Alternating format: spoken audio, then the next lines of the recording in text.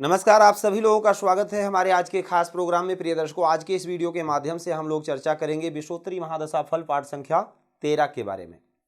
पिछले पाठ में आप लोगों ने जाना है राहु की महादशा तक सभी ग्रहों की दशाओं के बारे में जाना है कि किस प्रकार का ग्रह अपना फल प्रदान करते हैं।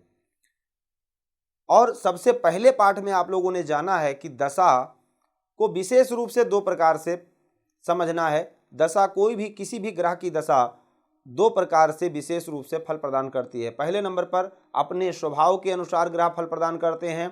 दूसरे नंबर पर स्थान स्थित वसेन चा, कहाँ पर स्थित हैं, किस स्थिति में स्थित हैं और कहाँ के स्वामी हैं। बस इतना सा याद रखिए, निश्चित है आपको। और बल के अनुसार ग्रह कितना बलवान है, वर्ग चार्टों में क्या स्थिति है, लगन चार्ट में क्या स्थिति है, तो बड़े सरलता से आप उसका फलादेश कर पाएंगे। और ग्रहों के जो स्वतंत्र कारकत्व हैं वो तो पता ही है आपको, अगर आप ज्योतिष पढ़ते हैं तो। अब राहु के बारे में बताया गया है। राहु और केतु को छाया ग्रह माना जाता है। इनका कोई भौतिक अस्तित्व तो नहीं है, लेकिन जनमानस पर इनका बहुत बड़ा प्रभाव पड़ता है। राशियों का कोई स्वामित्व नहीं प्राप्त है इनको, लेकिन नक्षत्रों का स्वामित्व प्राप्त है। ये अगर बनाने पर आ जाएं तो रंक से राजा बनाने में इनको टाइम नहीं लगता है। राहु शनि के जैसा फल प्रदान करते हैं, कहते हैं शनिवत राहु, जिसके बारे में बता चुके हैं। और मंगल के जैसा फल प्रदान करते हैं केतु। अब मंगल के फल करने का तरीका क्या है?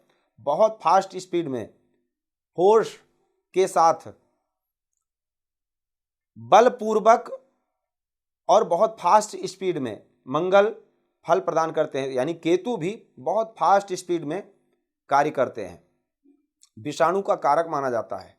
कोई भी महामारी है या आदि इत्यादि फैलती है, कोई भी रासायनिक धुआं जो भी है जो कि महामारी का कारण बनता है, कोई भी ऐसी परिस्थिति आती है बाढ़ आदि इत्यादि से, तो उसमें अगर कोई भी व्यथा आती है, कोई भी बीमारी बड़ी फैलती है समाज में, तो उसको बहुत फास्ट स्पीड से बढ़ाने के कारक हैं केतु।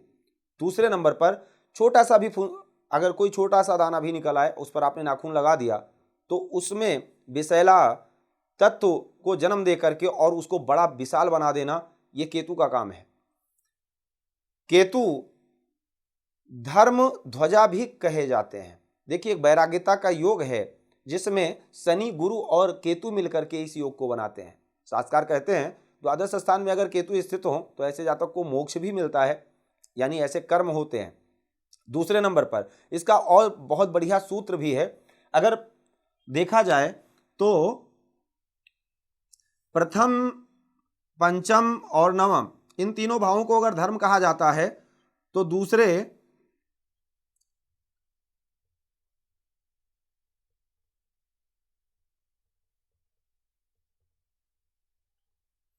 अगर प्रथम, पंचम और नवम को धर्म कहा जाता है तो दूसरे, छठे और दसम को अर्थ कहा जाता है। तीसरे, सप्तम और एकादश को मोक्ष काम कहा जाता है। और चौथे, आठवें और 12वें भाव को मोक्ष कहा जाता है। तो ये चतुर्थ स्थान से 9वां घर है, ये द्वादश स्थान। तो मोक्ष को क्यों नहीं दर्शाएगा? अगर सुख, इसको सुख भाव कहा जाता है चौथे भाव को, तो सुख, चौथा भाव अगर सुख है तो सुख का भाग्य कौन सा है? 9वां है। अब अगर सुख है तो सुख भोगेगा व्यक्ति, अगर सुख नहीं है तो निश्चित है अगर कहीं ना कहीं कष्ट में है। अगर यह भाव प्रभावित करेगा तभी तो जातक को मोक्ष मिलेगा। मोक्ष का कारक द्वादश स्थान, या तो भोग या तो मोक्ष। या तो भोग कर लीजिए चौथे भाव से, अगर भोग कर रहे हैं, अब ये दोनों दर्शाएगा, या तो भोग कर रहे हैं या तो मोक्ष की तैयारी कर रहे हैं। तो इसीलिए द्वादश स्थान में केतु स्थित होकर के, क्योंकि वैसे भी 12वीं राशि है, अंतिम राशि है जो कालपुरुष पत्रिका में द्वादश स्थान में आती है। अच्छा, एक बात और, केतु और राहु को किसी राशि का स्वामित्व प्राप्त नहीं है, तो कालपुरुष का जो सूत्र है इसमें नहीं लागू होगा। इसमें भाव का भी मान सकते हैं, भाव का मान सकते हैं, लेकिन जिस राशि में स्थित होंगे उसका फल देंगे।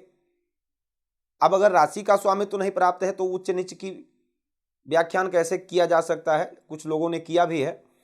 बशर्ते केतु का जो फल है, केतु का है झंडा, ध्वज का प्रतीक है।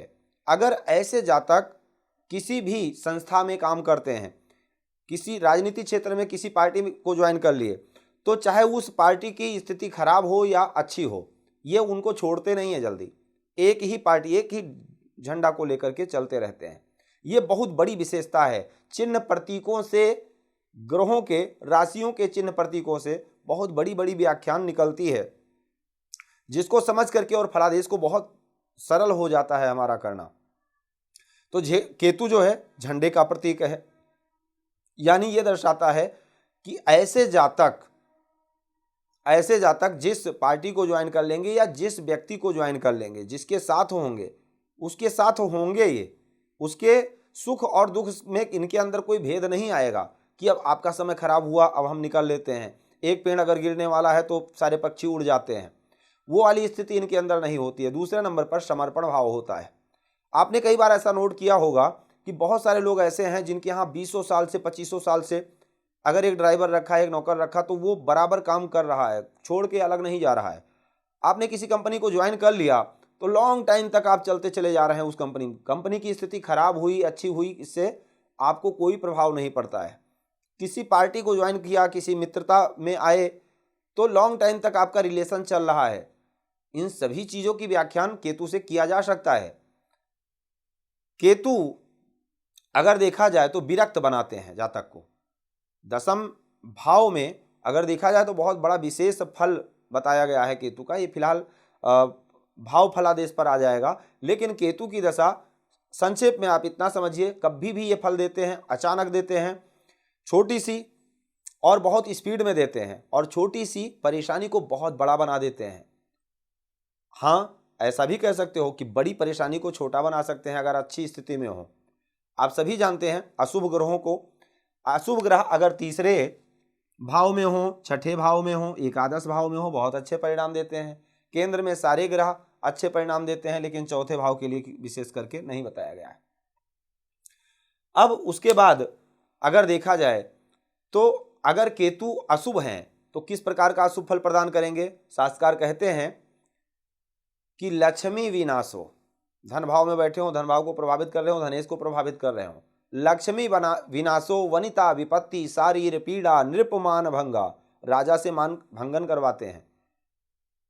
वसे कुटुंबस्य भवेत वियोगा केतुर्दशायाम एतत् फलानि, ये केतु की दशा का फल है। तो बहुत ही सरलता से समझिए, साधारण रूप से समझिए और विशेष समझिए। यही दो श्लोक कहता है। हम लोग अगले पाठ में मिलेंगे। अगर आपको पाठ अच्छा लगता है तो वीडियो को आगे बढ़ाते रहिए। ज्योतिष में प्रेम है तो फलित ज्योतिष पाठ संख्या 1 से लेकर 100 तक अध्ययन कीजिए। अगर क्लास ज्वाइन करना चाहते हैं तो आप संपर्क कर सकते हैं। फलित ज्योतिष की क्लास चलती है जिसमें आप ज्वाइन कर सकते हैं।